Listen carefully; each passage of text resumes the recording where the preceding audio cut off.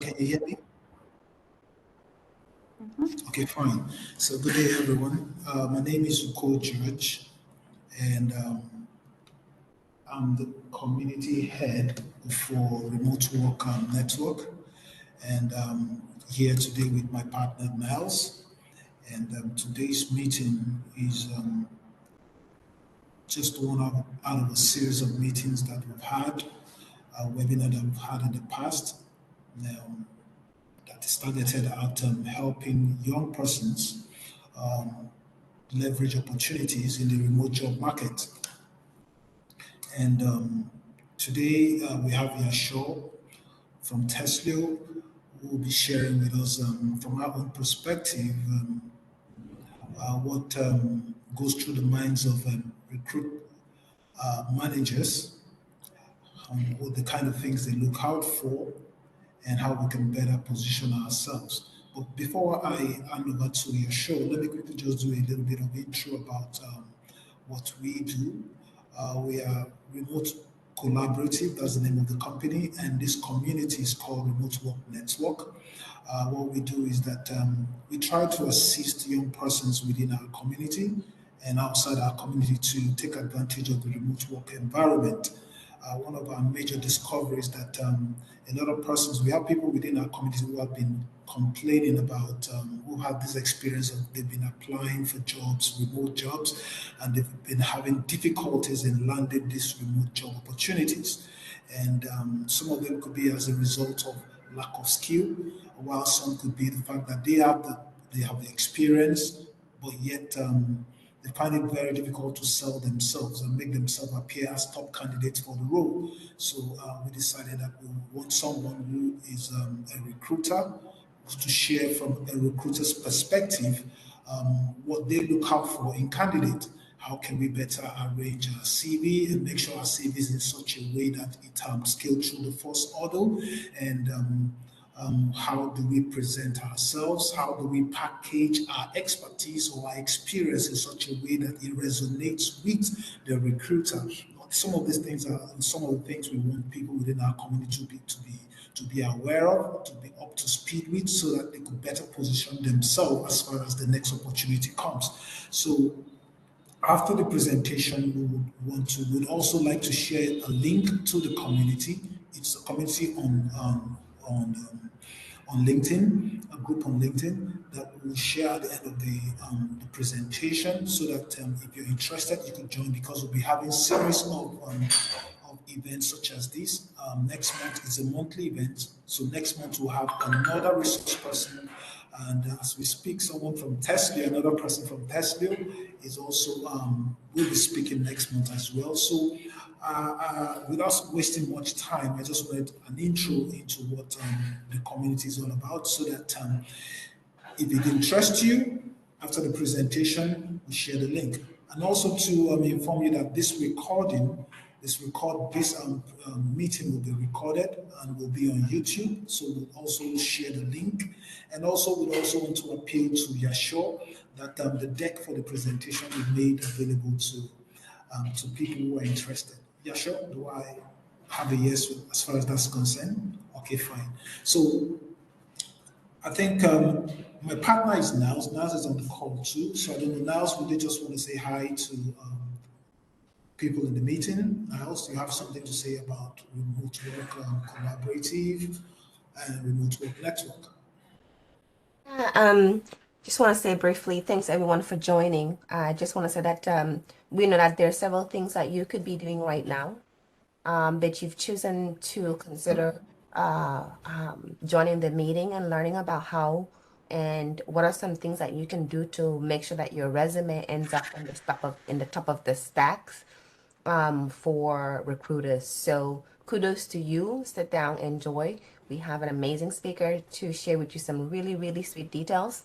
Enjoy and make sure you drop your questions in the room, in the chat Yeah. room, so that we can share it with her by the end of the call. Thanks, everyone. Yasho, back to you.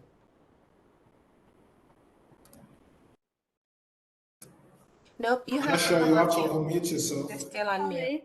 Yes, just getting used to this WebEx.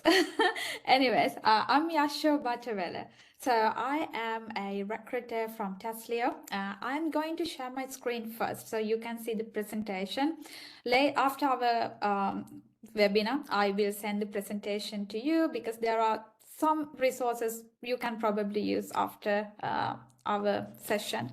So let me share my screen. Nice, you go do let me know I'm doing this right. Okay. It looks fine. It looks fine. That looks perfect. You got it. Go for it. Thank you. So you must be probably wondering where's the person in this picture promised to do the session. I promise that's me with little bit makeup and lighting. So I'm Yasho Butterwelle and I'm a recruiter from Testlio. I've been hiring for few years now, but I've been focusing on hiring remotely and globally for Testlio for last couple of years. And my focus was mainly into Europe in the very beginning. And then I wanted to try out the market in Africa as well. So right now I am very actively hiring in Africa, also Europe and Asia Pacific a little bit. But I have also done hirings remotely in Americas region as well up to certain level. So I thought it would be nice to let you know a little bit about Testlio as well. The reason is because end of our session, I'm going to let you know about an opportunity you might be interested to take with Testlio. So Testlio is a software testing company. My background is coming from tech industry. I've been a recruiter in the tech industry. So most of the insights and experiences that I'm going to share today could be close to that area. However, I will try to generalize it as much as I can. So Testlio is a 100% remote company where we have about 200 plus full-time employees and contractors working from 41 different countries. And also we have built a freelance network where we offer freelance gigs and also freelance projects to our network members, and there we have about 10,000 freelancers working from 100 different countries at the moment. So we work with exciting clients. They come from startups to medium businesses to large businesses, and some of our clients also include, you might have heard of Paramount, Netflix, Hotels.com, Snapchat. So they are some of the clients that we are closely collaborating with. So that's a little bit about Testlio. I just wanted to let you know about. So today we are going to cover few topics. The first thing is for you to understand dynamics of the hiring process in a remote company. And then we are going to talk about how you can actually make your resume ATS-proof. Then I'm gonna combine two topics that I was asked to talk about. One is how you can manage hiring managers' expectations, and then how you can sell yourself as a candidate. So if you know how to manage expectations, this is where you're going to sell yourself as well. So I'm going to put together those two topics, and then I am going to talk about an opportunity you might have with Testlio. So we are moving on. Okay, so why it is important that to understand the dynamics of a remote process in a hiring process in a remote company? Because if you know these dynamics, it will probably help you to navigate the hiring process as the candidate and increase the possibility of you being hired. When you apply for a remote company, like remote companies are so free most of the time. Of course, this information could be different from one company to another company, because after all, we are a business. We have to make sure that our clients' needs are filled, that our employees' needs are met. But we usually have a wider geographic pool when it comes to looking for candidates. For example, if I'm to hire someone, let's say from Europe, I can probably target not just one location there, but rather I can target whole Western Europe or Eastern Europe, depending on the budget and other circumstances. I will decide on and the team, hiring manager and the recruiter together will decide on the location. So in this case, the competition is high because I'm gonna advertise a one job ad to whole Europe. So this means there's possibility that many people will apply. But on the other hand, on a remote setup, just because due to this reason, they will have people coming from different backgrounds and different culture. This is where it gets positive for you as well, because you can see it will be more diverse workforce in a remote company compared to an on-site company that you will come across. And then job descriptions.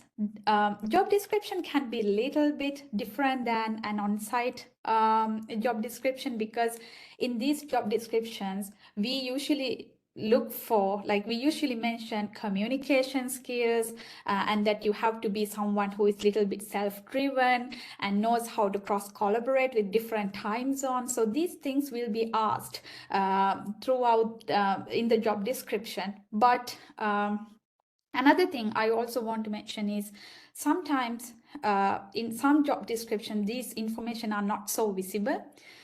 So you have to understand, if you're applying for a remote company, soft skills are important as much as the technical skills. And moving on, screening. A screening means throughout the hiring process, you are being screened from various stakeholders to interviewers, from recruiter. So the screening process is aligning with usually the company's culture and values. That's why it's very important when you are participating in an interview process, or before participating in the interview process, you do your research, you go to company's LinkedIn page, Instagram page, so you can get a glimpse of what kind of a culture they have, what kind of a culture they're showing in their social media platforms. So it's very important that you get this understanding before you go to an interview. And then again, the culture of these kind of companies are, of course, it's a remote culture, meaning we are looking for someone who is motivated to work within this culture, and who are able to collaborate with different colleagues from different time zones, stakeholders from different time zones. And the culture of remote companies are pretty flexible, I would say. At least at Testlio, we have a pretty flexible work culture. So you have to understand this is what you are actually looking for when you are applying for a remote job. And onboarding. This is very important part, because if you are participating in an interview process for a remote job opportunity, please ask questions like, okay, from the recruiter or the hiring manager, just ask, can you tell me a little bit about like what kind of a support you have planned for this role? If I get selected, what kind of a support I will have within the first 3 months? Because the onboarding is going to be something that you are going to do online, meaning it could be self-onboarding, meaning it could be all about like reading materials, just trying to understand what's going on in this company. Or it could be something like you will have an onboarding buddy, even virtually, but there will be someone to help you out. Or maybe they have a different department that is customizing onboarding plans for each new joiner. So it's very important that you understand these areas before you actually apply for a remote job, so you know what are the right questions to ask when you actually get the interview. So if you have any questions in related to that, you can drop messages. Later after this session, I will take them on. But we are moving on to the best part, how to make your resume ATS-proof. So one thing interesting is, like, not all every company, most of the companies do use ATS, and ATS stands for Application Tracking System. However, not all companies allow the CV, the applications to go through an ATS before it comes to a recruiter. At Testlio, for example, we are a startup, so we have a team of 7 recruiters. So we usually go through the application that the candidate sent us manually with a human touch. So chances are high if you are applying for a company where the recruiter is actually going through your resume. However, if you talk about bigger companies, they have huge number of applicants applying for the job, so it's very easy for them to use a application tracking system to even filter these resumes. So application tracking system actually decide whether a recruiter or a hiring manager should see your resume. So this is why you have to make sure you have all the data right in your resume. So the simplest trick is to make sure like you're matching the language of the job description to your resume. This is tend to prove right. I've recommended this method to few of my friends who are looking for jobs, and it actually worked. And I once, as a candidate who came from Sri Lanka, by the way, I'm originally from Sri Lanka, to Estonia, and then I was sort of lost what to do. I did my own research on how I can actually get some recruiters to call me. So this is the method I used as well. So I recommend it, and hopefully it will be insightful to you. So the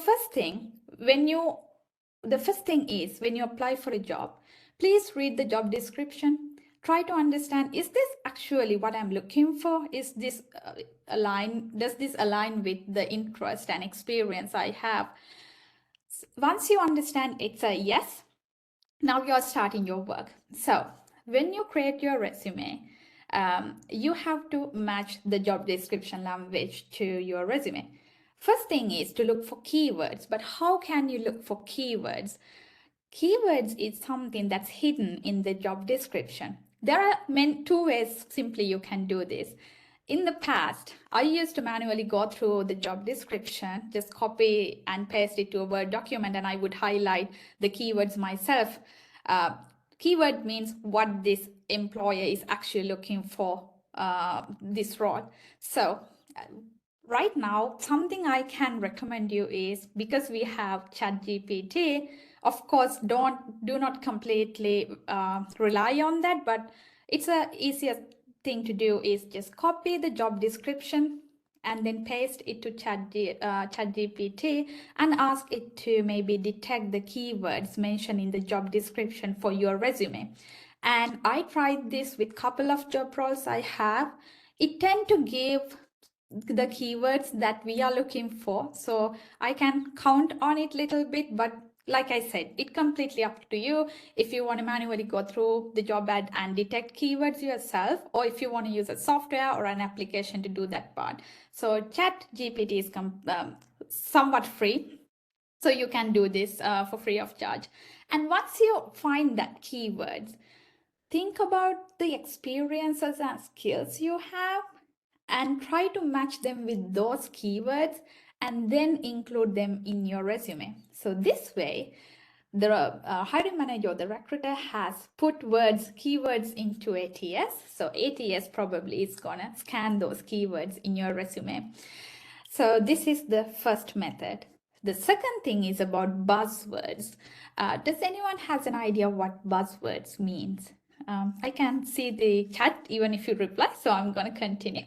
So buzzwords means, so there's job description and there's this company that you're applying for. So what you have to do is, if you have 2 minutes, 2-3 minutes of your day, go to that website, company website, and take a quick scan.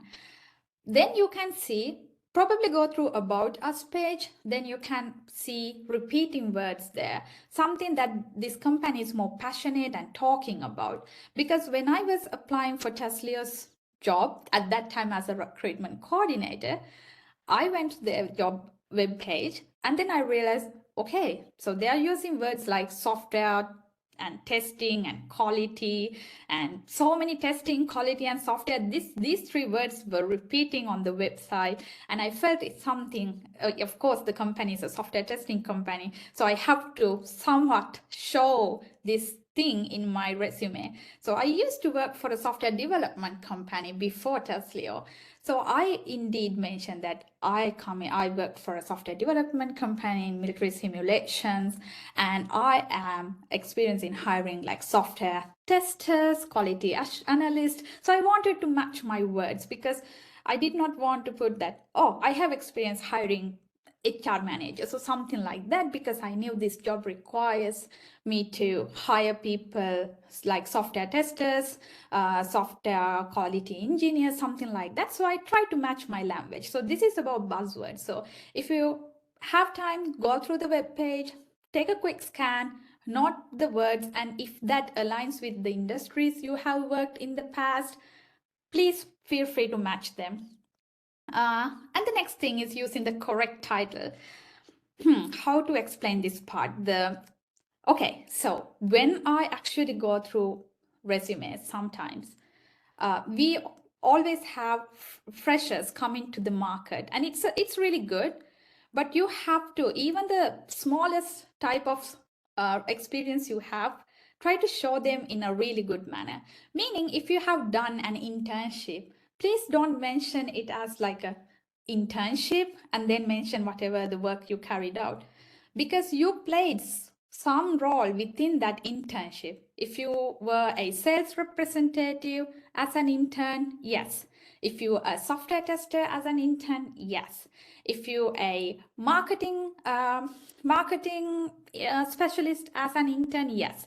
So what you have to do is mention the right title. Just mention, oh, sales representative within brackets intern or internship. Don't just mention your title as an intern or an internship. It doesn't help you because you actually played some role within your internship. Try to highlight that fact. And moving on, tools and technologies. So most of the time, the tools and technologies needed for the job is mentioned in the job description. So try to think about the tools and technologies you have used and mention them in your resume as well. If not, do a quick Google research. Sometimes those information are visible, what tools and technologies some companies use. Try to include them if you have those, if you have already experience using those tools and technologies, or if you have used similar tools and technologies, try to put them in your resume. However, please make sure your resume is not overly detailed and you're not trying to put all the keywords. Only the keywords and buzzwords that aligns with your work experiences and responsibilities should be put there. Don't try to just put all the keywords just because you want to get through the ATS, because once the recruiter look at your resume, if the recruiter understand, oh no, this person just put so many keywords, so I would look at this, it's not going to work. So you have to be always honest and match your experiences and responsibilities with those keywords. So yes, so that's all about getting an ATS-proofed resume. But there are certain things that I am going to talk next. Okay, so what should be included in your resume? This is somewhat an order how you should mention things, details in your resume. So feel free to like take a look at this. Usually when we look at a resume, it should be your contact information in the first layer of your resume. Please mention just your first name and the second name. Don't put your full name, it's not needed. I'm coming from Sri Lanka. I have 5 names, but I use my my favorite 2 names out of 5, and please use the first name and one of your last names. And then phone number, when you mention the phone number, it's mention country code, and then the email. Please don't mention funny emails, it's not professional. So use a email and the location. Don't mention your whole home address, just the main city and the country you're from. And also professional platform links like LinkedIn, Reddit, GitHub, if you have any. Try to hyperlink them to your resume. Something that you should not include, I would personally not recommend that unless this company you're applying for is actually asking for that, is to include pictures of yours and your age. because including these things, I feel like they can create unconscious biases, meaning you do not want your hiring manager or recruiter's attention on yourself or your age, how you look. You want their attention on what you have done in terms of your professional work experience and skills. So that's why I would not personally recommend doing that, including age and photos and these kind of things. And then you are going to put a professional summary. This is optional. If you are a fresher, just mention that you're looking for a new opportunity after your studies for you to carry out your experiences as a professional. But if you're an experienced person, so professional summary should be something 2, 3, maybe 4 sentences maximum. Don't write a whole long paragraph. It doesn't it makes your resume looks very fuzzy, so don't do that. But use something very simple. Just mention what kind of a professional you are, whether you are a software engineer, whether you are a sales professional, whether you're a marketing professional, and then how many years of experience you have in what kind of field and what kind of work responsibilities you carried out. For example, let's say if you're like a sales representative, you can say a professional sales representative with 3+ years of experience in retail, e-commerce, telecommunication industry, experience in customer management, market analysis, and data analysis, something like that. So major responsibilities you carried out, some keywords. So this is one of these areas you can match those keywords, buzzwords we found in the earlier session. Okay, so now key skills. One thing that I've seen some of the candidates do is they try to mention all of that into key skills. Key skills means key, meaning you are going to mention only the skills that matters for this job that you are applying for. So try to highlight those skills under key skills. Don't go maybe up to 8. Like keep it to maybe 4, 6, 8 key skills maximum. Try to give the recruiter or ATS full vision what you have for this job. And then you're going to mention your professional work experience. It should be from most recent to the past. In case if you have so many years of experience, let's say 15, 20, 10 years of experience, please focus on last 10, 15 years of experience you have in your resume, because technology has changed, the world has changed, so many things have changed. So I would say it's very practical if you're focusing on your last 10, 15 years to match the job that you are applying for today. This might not work for every job, but for certain jobs and most jobs, just try to focus on your most recent experience, like last 10, 15 years of experience. Mention it in your CV. And then education qualifications.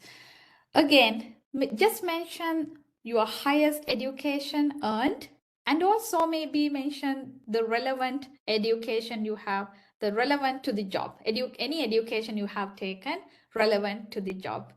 And then you can mention other skills, meaning if you're speaking many languages, or like if you have done volunteer work, this could be beneficial to mention as well. And okay, so when you create your resume, please pay attention to design. Why the design? Because if you see a resume like this, what do you feel? You might be feeling, oh, that's a really nice one. So many colors, it's perfect. Yes, this kind of a resume would work if you have paid, let's say, for example, there are certain websites that actually promote this type of templates, and they say they are ATS-proof, and yes, they are. If you are getting them from a website paying $30 or something like that. But if you are designing this kind of a resume through your Word document or maybe through Canva, this is not ATS-proof at all. So focus on the design. Try to avoid like tables, columns, and colors, image, text box. Please don't do that. It's not, ATS is not helpful at all with these kind of resumes. So your file format is important, whether usually it's PDF version and doc version, but feel free to use any of that. Usually if when you upload your resume to this application, website application, if it's been supported, then you know. If it's not been supported, you will get an error message. And the structure of the resume is very important. We talked about the order of the information you should mention. So keep that in your mind. And the font you use. Don't use overly dramatic font styles. Try to use Times New Roman, Helvetica, or something like that. It's very clean and nice. Focus on, like, if you have grammar mistakes, spelling mistakes in your resume, it's a huge turnoff. Make sure that you run your information that you're going to mention about in your resume, that you run it through a Grammarly or some software to make sure that no spelling or grammar mistakes there. And then use hyperlinks. Hyperlinks means when you mention that your past work experience, if it's okay with you, if you are open to that, you can always just link the website of the company that you worked to your resume through hyperlinks. Feel free to do that. It's so neat. And when the recruiter going through your resume, they can also get an understanding what kind of a company you worked for. So I would recommend not that I would recommend, but in my research, when I was looking for jobs also, this kind of a CV worked for me, a resume worked for me, and this is been actually recommended by easels. So yes, feel free to use a resume template like this. It's easy to create on Word document. You don't have to overspend on a resume template. I will also share a link that you can use to create a resume like this. Hopefully it will be helpful. But this is how usually your resume, like, it is clean, it is neat, it doesn't have unnecessary information. And yes, so feel free to use this type of a template for your resume. And okay, again, we are coming to how to mention skills in your resume. This is because this is where a lot of candidates get it wrong. I see when I go through resumes, they mention so many things like critical thinking, team player, highly motivated, highly analytical, but they are not proof. You can just mention any word in your resume, but it doesn't mean that you actually have those. So it's always wise to mention skills which aligns with the role that you're applying and your experiences. And if you have the space in your resume, when mentioning these key skills, try to put a little statement, because skills all about facts, numbers, brands. You can say that you have client support, which is good. Client support, record maintenance, for example, learning and development, these are actual skills. So feel free to mention them. And one suggestion here, if you have a little bit of space, mention data there.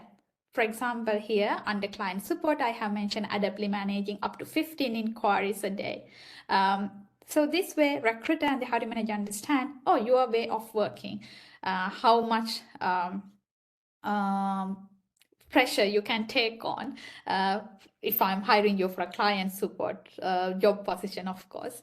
And something that I actually mentioned in my resume when I was applying for job is record maintenance, because I worked as a HR associate. So I mentioned that I was updating and managing employee records for staff of 250, both manually and systematically. So my hiring manager knows I can do it with a system, I can do it manually, and I've handled 250 employee records. So which gives the hiring manager and recruiter insights what level you are in. So likewise, feel free to add a little statement mentioning when mentioning your skills. If not, another way to do this is when you mention the responsibilities that you carried out under your professional experience, you can always categorize them under those keywords we found. How can I explain this? For example, I will take my role, for example, because that's the role that I'm most aware. If I'm applying for another recruiter job in another organization, I am going to mention my key skills as global recruitment. And then under that, I am going to mention the duties and responsibilities I carried out under global recruitment. Managing stakeholders from Asia Pacific to Americas to EMEA regions under 2 different departments. I'm going to give details and facts. So this way, when it's ATS or recruiter going through my resume, they can see I have the necessary skills needed for that role, and I have actually carried out responsibilities and experiences under all those key skills. So there are 2 ways that you can do it. Feel free to do it as you prefer. Okay, so how to mention experience in your resume?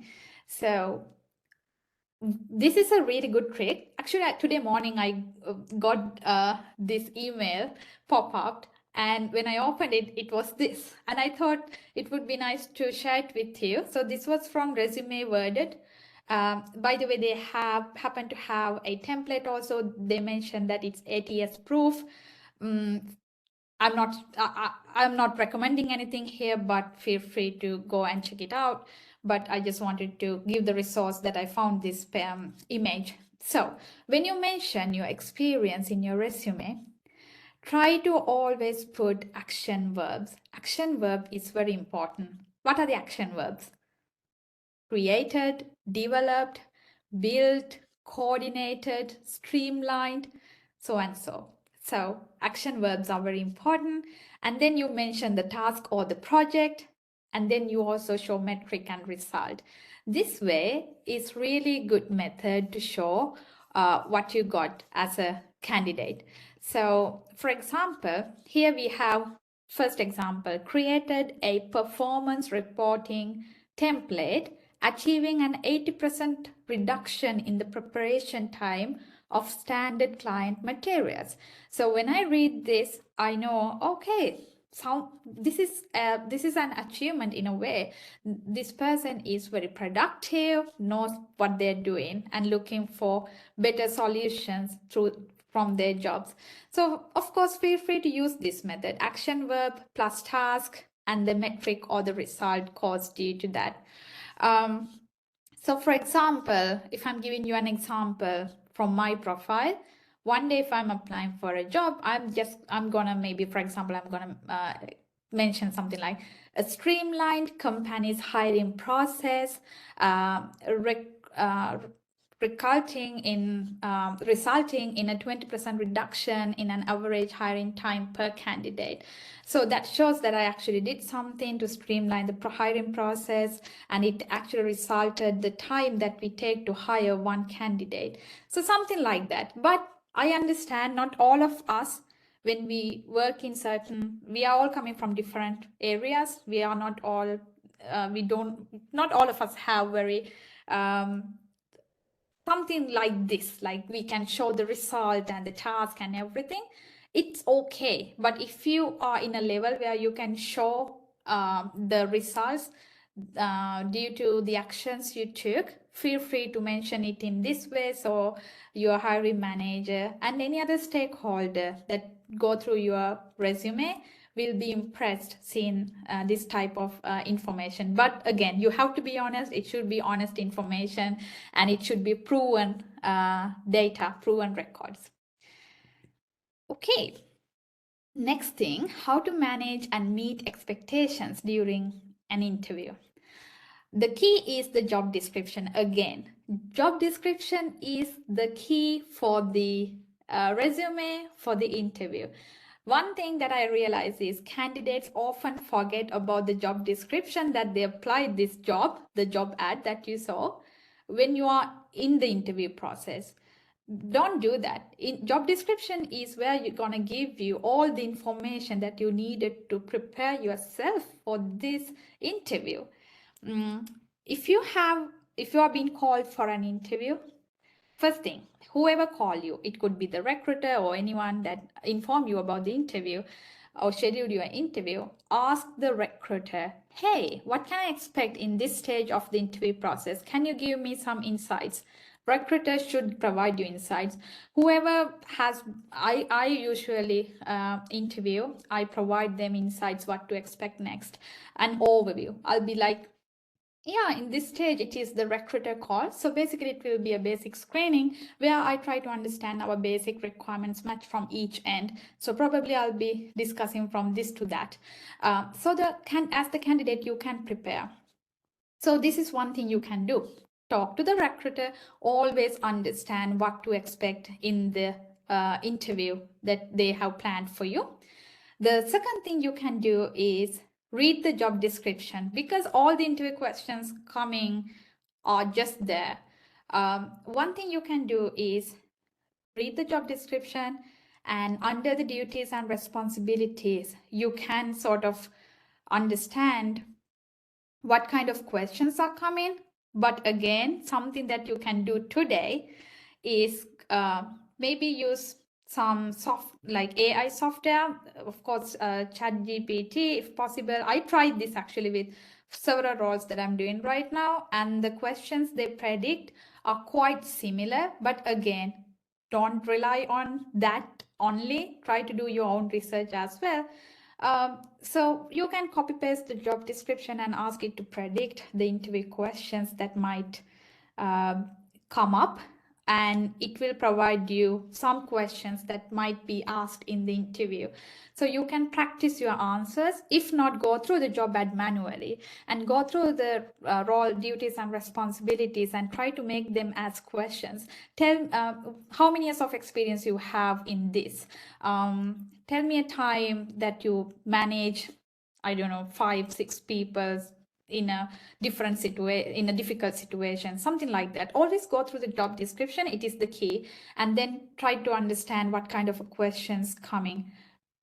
Interview questions are based on the job description we have created for you. No hidden information are there.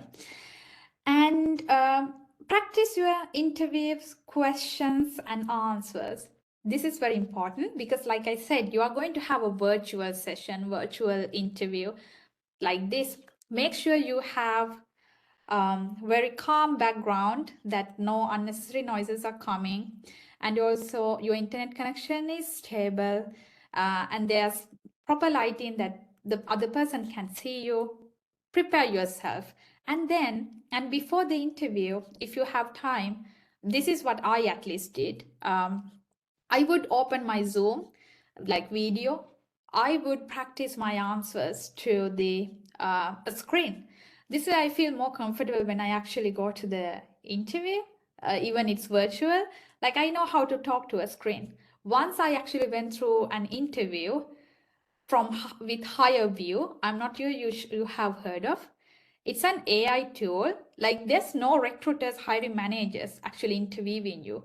It's an AI tool that interviewing you, and you have just 3 minutes to give your answer, and then right away you are going to the next question. So it can be pretty tricky when you're applying for a remote job. Some companies may be using this and these tools, like AI tools, to do your screening.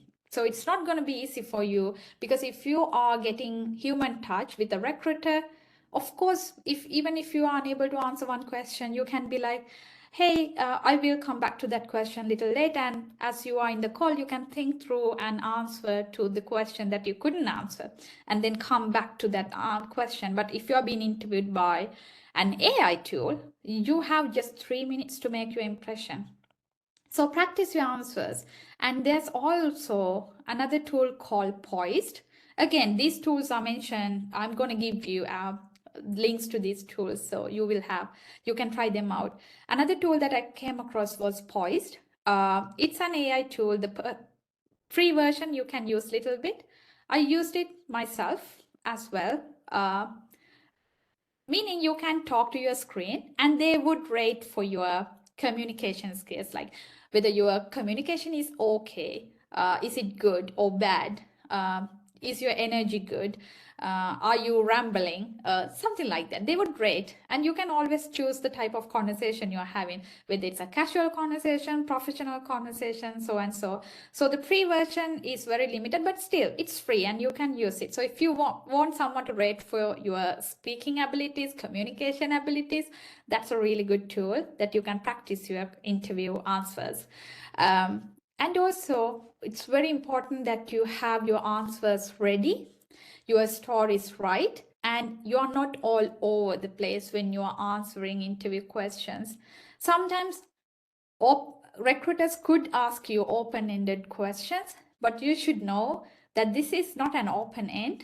This is what they're asking. For example, I see lots of funny videos on social media as well, why recruiters would ask, why do you want this job? Because I need money. You can't say that, because that's not what we're expecting you. When we ask you, why did you apply for this job? We want to see whether you did your research on our company, that you have true motivation for what our company is doing and for this role, and you have the necessary skills that needed for this role, and also to see how you would communicate with us when explaining these scenarios. So likewise, you have to know as the candidate what the recruiter is looking for. And none of these questions recruiters are asking can be open-ended. It always has a limit what they are asking you as questions. And next thing is personal branding is very important. I understand not all of us are extroverts. We have introvert people, extroverts. However, it's always easy to be nice. I don't think it's something very hard for you to do. I know we are all nervous at one point. I was nervous as a candidate when I came to Estonia and I started suddenly being interviewed in international companies and Europe companies where I had no idea whatsoever what I'm looking for at that time. So, but what helped me was the things that I just talked about. Always practice my answers. My husband would help me. I would ask him to act like the interviewer because I wanted to prepare myself to the fullest. I did lots of reading, went through lots of YouTube channels, videos to prepare myself. So if you're nervous, that is okay, but don't get to your interview. Try to keep it just behind you. And sometimes, interesting point, hiring manager could be nervous than you. So that's something I can tell you. Recruiter could be nervous more than you, because most of the companies, when they hire people, sometimes they don't have a huge understanding what they're actually looking for as well. This is a fact. So in that case, hiring manager or the recruiter could be nervous as much as you. So it's not you alone there. So don't be nervous. Try to practice your answers. Try to go through the job description. It's very important that you understand the job that you're applying for. Sometimes I meet candidates and I understand they have no idea what they're applying for, but they have the experience, that's true. But again, they have no idea what they are doing in the job that they applied at Testlio, for example. So read the job description, make sure you understand. If you have any doubts or questions, ask the recruiter, hey, I went through. So use words like, oh, I did. Yes, of course, I went through your website and I read your Glassdoor reviews. And one question I came across when reading the job description was this, can you explain this part to me? These are good ways to convince your recruiter or the hiring manager that you did your research, you are in this for real. So yes, these are the type of things that you can do to manage expectations of the hiring manager interview or even the stakeholder interview. Like I said, recruiter is your best resource. Always ask that person, hey, what can I expect in the next stage of the interview process? So we are moving on. Some things that like in modern recruitment, cannot say modern, these techniques has been there for a quite long time, and especially in a remote setup, you are being asked lots of situational and behavioral questions. It's very important that you don't mix up these two. Situational questions are hypothetical, meaning the interviewer is going to give you a certain situation, explain certain situation to you, and ask how you would handle that situation. You need to understand that most of the time, situational questions are coming from the job description as well. Under the duties and responsibilities that you will carry out in that job, they will draft some of the situational questions for the interview. It could be something just like challenges you might face performing that role on daily basis. So like I said, job description is the key. Try to search and prepare yourself for situational questions. Usually situational questions starts like, what would you do if this happened? And then you start like, if I were in that situation, I would do this and that, and this is what it resulted me. And the behavioral questions are to mostly check your cultural fit as well, I would say, and also how you would behave in a certain situation in the past. In the past, how you have done things. So we can see probably you are a good team fit, culture fit as well. So behavioral questions are more related to something like, tell me a time where you had to deal with something like, tell me a time when you had to deal with a difficult colleague. So we don't want to hear something like, yeah, like I had this colleague I really didn't like. So I complained to my boss and my boss fired him or something like that. No, that's not what we are looking for. There's a structure when answering for situational and behavioral questions. One of the best blog posts I read is zeti.com. So if you are interested, go to zeti.com blog. They have so many different articles there, but one article is about answering to situational and behavioral questions, which is a really good one. Feel free to read it through so you can understand and get some examples how you can answer situational and behavioral questions. So when answering these kind of questions, you have to understand the situation. You need to come up with the solution, and then you need to come up with the action for the solution and then the result based on the action. So it's called STAR method. So feel free to set your stories right according to the job you're applying. I predicted some of the questions that will be asked from me when I was applying for jobs, and I got at least 2 out of 3 right. So it's all about your commitment as well when you're applying for a job. So feel free to do your research a little bit. But this is all I was going to talk today regarding applying for jobs and everything, because of the time we have. I think I took 47 minutes, but quickly, I told you about an opportunity that you might have with Testlio. So we have a program called Ignite. Basically, this is for people who has no technical experience whatsoever. You don't have to have any education qualification either. If you are good at relationship building, and if you have the motivation, if you're passionate about starting your career, professional career in tech, this could be a great opportunity. This year we are doing our 3rd batch. This is completely free. Usually we get about hundreds of applicants, but we have very limited seats, few seats available, about 20 or 25, I believe. So I just wanted to give you heads up regarding this program. So what happens is, through Ignite program, we help you to become a software tester. We provide you the training that you need. We provide you the education that you need to become a software tester. And we also provide you resources. If you don't have a laptop or something like that, we will try to help you as much as in order to get you going on this scholarship program.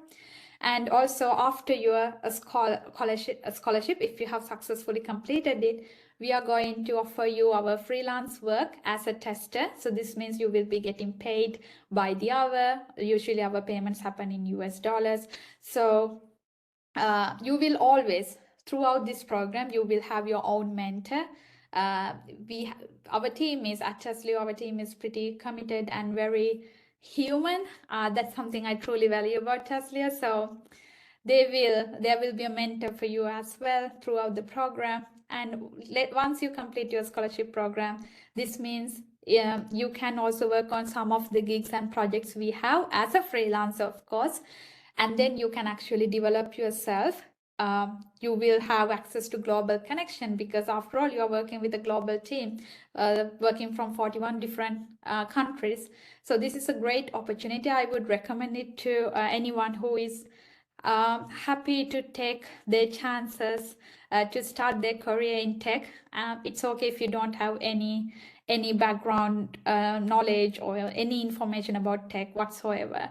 And today at Testlio, we actually have testing managers who started from Ignite, who started as Igniter, who worked as a freelance tester and then freelance test lead, and then worked as a testing coordinator full time. And today they are testing managers of Testlio, managing about 5-6 people and 7-8 projects at once. So I'm like truly happy for this. So that's why I want to take time to talk about this.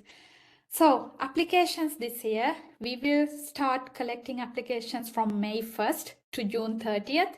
And then you will, if you are selected, then you will have an interview to filter more. Of course, we want to see that you are truly motivated and you actually need this program, because this is a program for free. So we have to make sure this program reaches to right people that is in need for this program. And if you accepted, you will be notified by 21st July. And this is a 10 weeks program. You should be able to commit this time because we are investing our time and we are hoping for the best for you. So it's important you are able to commit this time as well. So first day of the training, we are planning August 14th of this year. So if you have any questions, I'm available on LinkedIn. You can message me, and Lisa is our program manager, so I will also get you in contact with her. But yes, and also something I should mention is like right now we are focusing this program for you could come from maybe low income, or maybe if you are people of color, or maybe if you're coming with disabilities and violence, abuse, incarceration, or something like that, you are more than welcome to apply for this program, because like I said, this program is aimed for people who are in need to start their career in tech. But this is all from me, and these are the references and sources that I got for this presentation.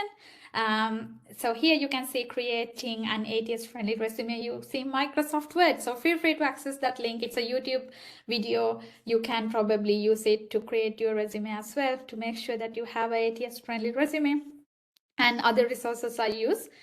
So yes, this is all from me today. So thank you so much for your time. If you have any questions, I'm happy to answer them. If I can come up with the answer and I'm aware what I'm talking about. So yes, thank you so much again for your time. Yeah, Yasho, thank you very much for that wonderful and insightful presentation.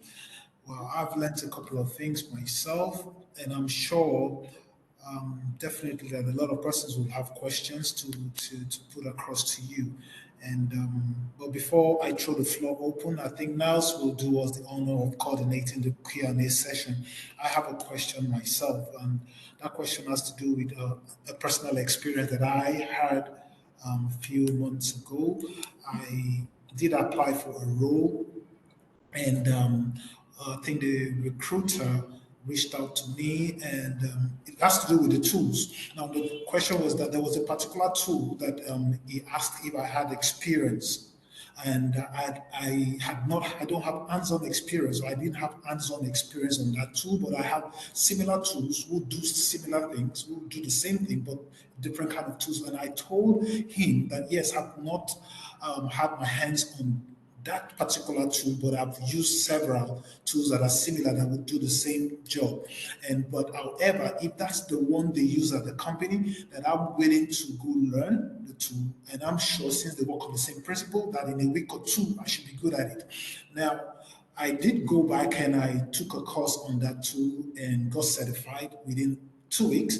And I reached back to the recruiter, but never got a response from the recruiter. So my question is now would be, how would someone in that situation, what would be the proper approach? Should I say that I know how to use the tool and then go learn the tool? Or was my approach, or there was something, was my approach appropriate in the first place?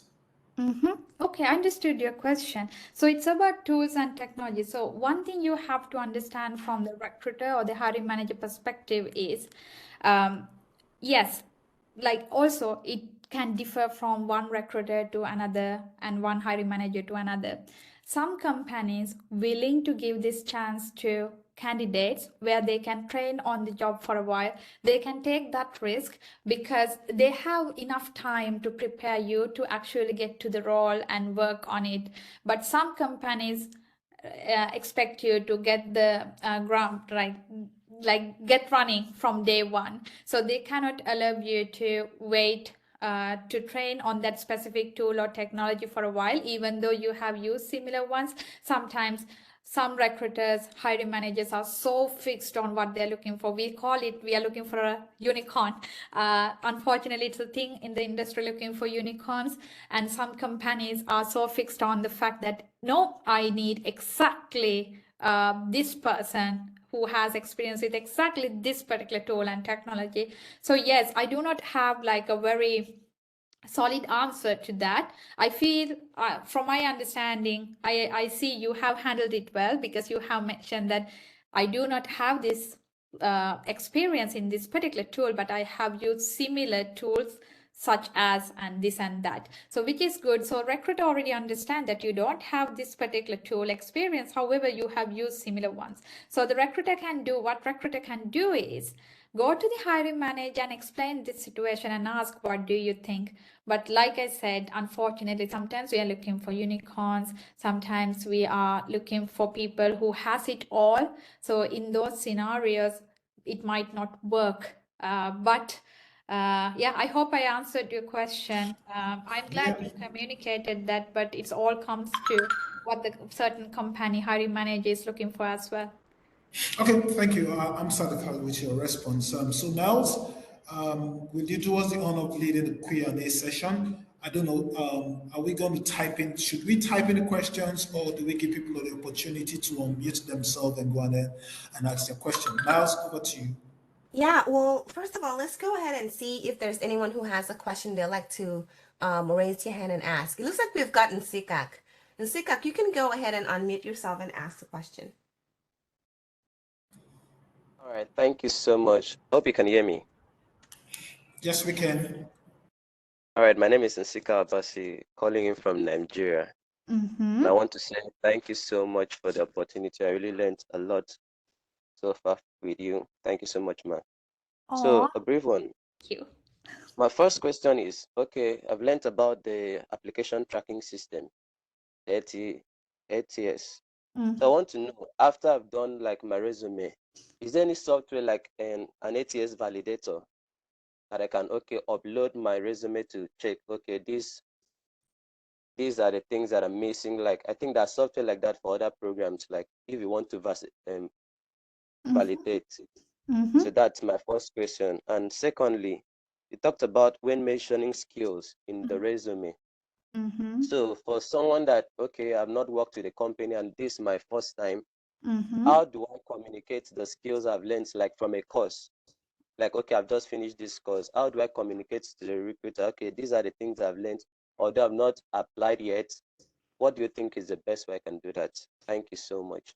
Okay, awesome. Thank you so much for the questions. The first question about whether there's an AI tool that you can upload your like resume and just to see whether it's goes well with the job that you're applying for.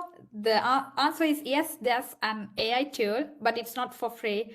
It's called Teal, Teal. So Teal does give this opportunity. However, it's not free. You have to pay. But I would not recommend you relying on AI completely, because if you follow the methods that we talked about just now, your resume should be perfect. Should be perfect in the sense like that. You have already included the keywords and your experiences and responsibilities as it aligns with the job that you're applying for. So I would personally recommend that you do these methods and use that, because don't spend money. Like if you have access to that, go ahead, feel free to do that. Of course, there are AI tools exist for those kind of things, but I personally would recommend you using the methods we talk about. And the second question, if you're a fresher and if you're applying for a job without any experiences, first of all, you need to see in the job description whether they are open to it. If someone has mentioned, oh, we are welcoming fresh graduates, you could be a fresh graduate or something like that. Of course, in that job ad, you feel welcomed. Okay, this is the job for me, because they're welcoming people without experiences. But in the job description, if they have mentioned like, we are looking for 3+ years of experience, 2+ years of experience, this means they are pretty fixed on the fact that they are looking for 2+ years of experience or 5+ years of experience person for this role. So you have to understand that. But some example that I can give you is, when I moved to Estonia and started applying for jobs, like the things that I did back in Sri Lanka does not align with whatever the job description, job ads I came through here. So one thing I would recommend is write a cover letter. Everybody underestimate cover letters. Please don't. Cover letters could go a long way. I wrote a cover letter after moving to Estonia, because and then I knew that I don't have some of the experiences, very specific experiences they're looking for. What I did was I did Udemy courses and other trainings, and I actually mentioned in my cover letter, hey, I do not have this kind of, not that I mentioned like directly about not having these experiences, but I mentioned I have gained experience in through this and that, to work on this particular area that you are looking for in this job. And I feel like a cover letter could go a long way. Feel free to mention why you are in need of this job and why you are motivated for this job. It will probably help. But yes, unfortunately, usually in job ads, because I right now I'm hiring test leads. I have mentioned I'm looking for at least 6 months plus experience as a tester. So if somebody is applying very fresh, I unfortunately have to reject them, because I see you have motivation and all of that. I will probably recommend you joining our Ignite program or joining as a tester. I usually do that as a recruiter, but I unfortunately cannot consider you for that role. So it all comes back to the job description. You just have to align with what they're asking as well. Hopefully I answered your question, but do let me know if you have other follow-up questions. So I want to just add in there a little bit. There's one of the questions you asked, Zika, was, how do you show evidence of your experience? So when you take a class, right, those classes actually give you some examples about, what experiences you should have, or what, the responsibility of that book is. So you should be taking the time to understand, what that course was supposed to teach you. And so you can converse whatever lessons you learn as experience. Maybe you had a project in that class. Well, this is an opportunity for you to express that as an experience. So we underestimate, the power of understanding examples in our study. Oftentimes we hand off our study to other people to do for us sometimes, and so you lose that opportunity. So I would say if you're taking any course, yes, you have experience because you must have had a project in it. Converse about that project. If you work with a team, share that project with somebody, challenges and how you rose above it. All right. So I think Awesome. someone else have Awesome. a Thank you question. so much. You're welcome. I see here that J. I think I must have butchered your name. Yes, yes. But you have a choice. How do you pronounce your name? My name is Boriwe. Yeah, Borroway. Okay. but You yes, have, go ahead. I'm coming from Serbia and the city of Niš, southern part of Serbia. Yes. So first of all, thank you for this presentation. It is really, really nice and useful. Okay, I'll start my video. Why not? Because Yes, we can see you then. Hey. Okay. My profession is software quality assurance, and I had 3 years already experience. And something what I wanted to ask is about the how to deal with the recruiters who are not actually recruiters. For instance, you have first interview with someone who is a technical person, and I had some few examples when they asked me what was your major difficulties or some major problem when you had during your work, and I said once again that it was communication between me and the developer, and it is not the communication about the speaking and pronouncing, but it is a communication about how to communicate the problem which is in the software. So the developer was a little bit, like he couldn't accept the error and the bug, but at the end we found out. At the end, I told him that we are working for the same company on the same project for the sake of good of company and everything, and it was everything okay. But this could be tricky if you say communication problem or something,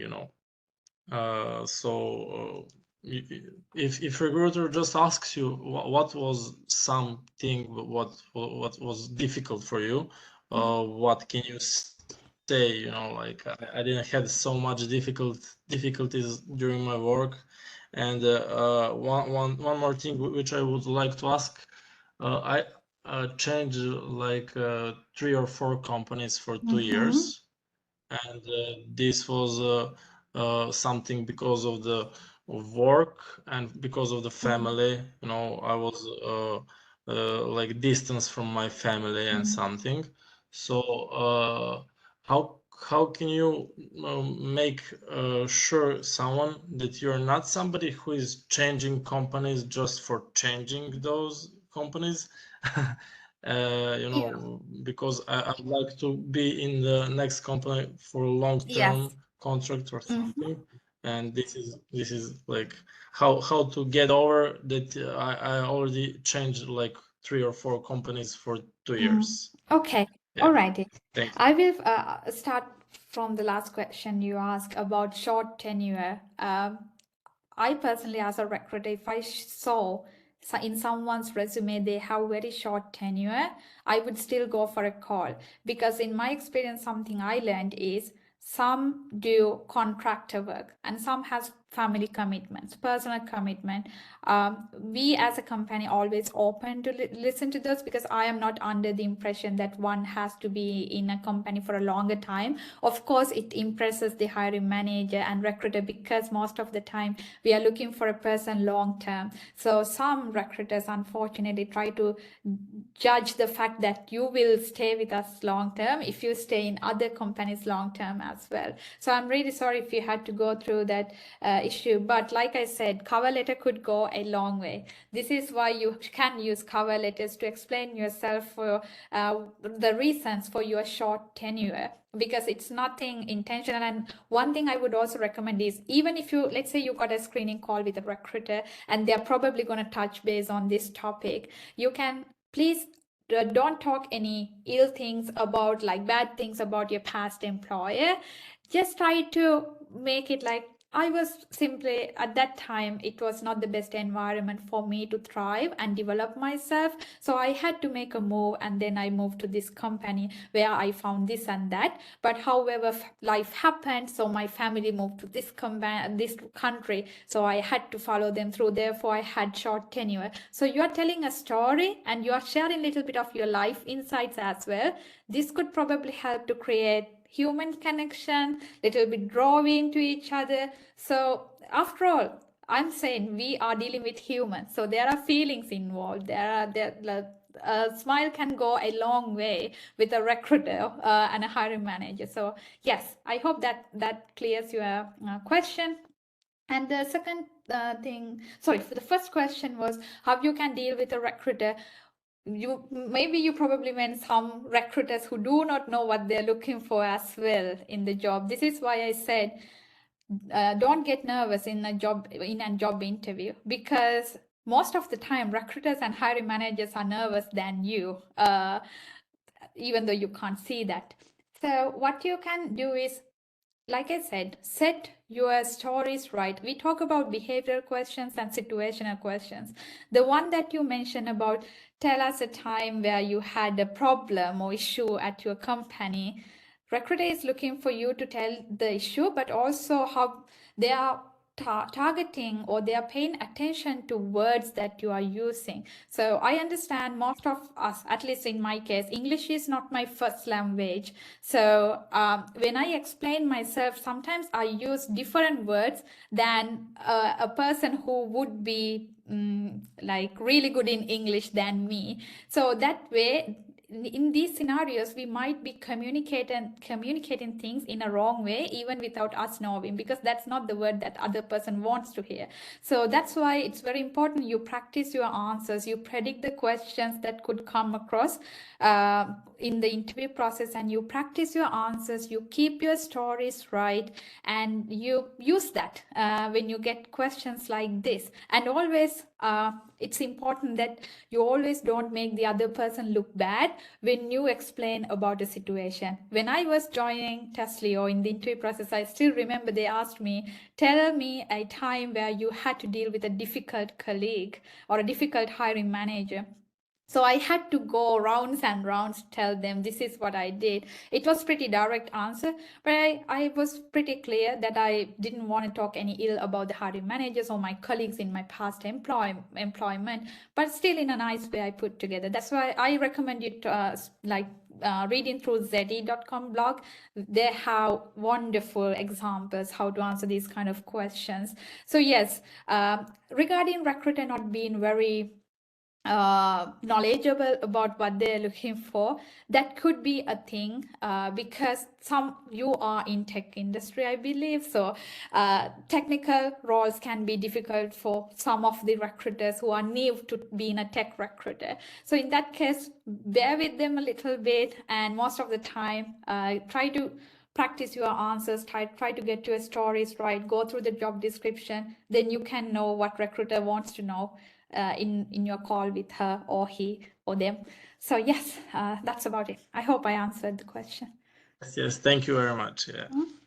And sometimes I just want to add there, sometimes you have challenges in your lives, you know, like you fought with your brother, your sister, or your uncle about something, and it had to do with maybe family business or something that was a point of contention. How did you handle that? Try to craft that and make it, relevant to your conversation. Mm-hmm. Anyone else have another question? I don't see any more questions. Yasho. Okay. Oh, we have one.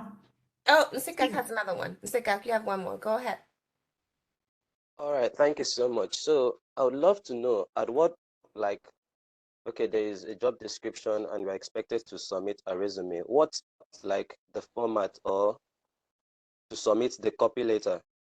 Like, are you to attach it to the resume or something? How do I submit a copy letter?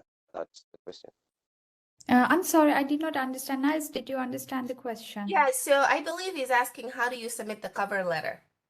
Oh, Yeah, okay. cover letter. Yes. Thank you. Sorry. So when you apply for jobs, usually there's a area that where you can upload your cover letter as well, or a text box where you can write your cover letter.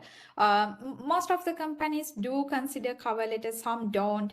So yes, of course, if you feel like you still want to send the cover letter and the company requires just the resume, feel free to look for the relevant recruiter on LinkedIn, or maybe email their HR email and send your cover letter anyways. But most of the companies, as far as I know, you can upload both documents together. Or Awesome. you can Awesome. actually Thank like you. merge your resume into like if you have a Yeah. 2-page resume, kind of merge your cover letter into the resume so you can have like a 3-page resume. Or if your resume is one, kind of merge that the cover letter as well as the resume so that the first thing they'll look at is the cover letter. It's just an idea there for you. Awesome. Awesome. Thank you, ma'am. All right, it looks like we're done here. Uko, do you have any more? Well, first of all, thank you so much, Yasho, for showing up and giving us these really, really down-to-earth conversations about resumes, about what recruiters are looking for. Your experience as a recruiter, it's super helpful for us. And I know that my community, you guys can go ahead and clap. There's some emoticons you can click on here and show appreciation to Yasho for what she has done here. And we look forward to connecting with you and following up with you further. Uko, do you have any last words? Yeah. Before my last word, I want to say thank you, Yasho. First of all, I think I got two instructive things during the interview. I mean, during the Q&A session, and one of them is that the recruiters and hiring managers also get nervous. Yeah. That was new to me. And then one thing again, this is a question. Now, you talked about during the presentation, you talked about people forgetting about the job description, and that's very typical. That is true. Now, from a recruiter perspective, I'm sure a lot of persons in house too would have had that experience whereby you've applied for several roles over time and you didn't get feedback till probably maybe a month or even 2 months later. Now, sometimes you would have lost track of that particular application and everything. So it throws your balance and you can't even remember the exact description. So how would you advise people in house? I have my own methods anyway, but how would you advise some of us who have fallen into such category to keep track of all the applications and the job roles that were applied for? Because at times you could have applied for 20 and you didn't get feedback till probably about a month or two. So how do I even recall the job description in order for me to be able to prepare? Mm-hmm. Okay, so one thing I did personally when I was looking for jobs in Estonia, I would maintain a Google Sheet.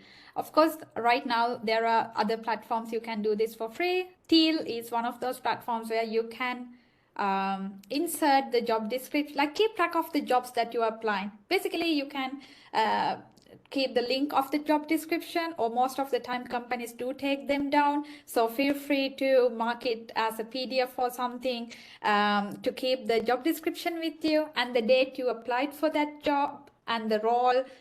Keep those data, and this way you can understand whether you received an answer from the recruiter or the company or not. This is one thing I would recommend you do. And the other thing is, when I apply for jobs, if you are the match, usually the recruiter and the hiring manager is getting back to you. Usually at Testlio, we use application tracking system, and I get at least 300 resumes per role if I post a job just for a day or two. So of course, I'm telling you, in the application review stage, you will get a very standard rejection note, because we are dealing with 300 for per role. So I, as a recruiter, hire 5-6 roles. So imagine if I have to send customized emails to everybody. So being a bit more practical here, if you are getting rejected in the first stage, there's a high chance you will receive an email with a standard rejection. But something I would never do to my candidate is, if you have already participated in the recruiter call or the hiring manager or in the interview process, you are eligible to even ask for your scorecards from the company. This is something the candidate doesn't know, but don't be harsh, meaning don't be very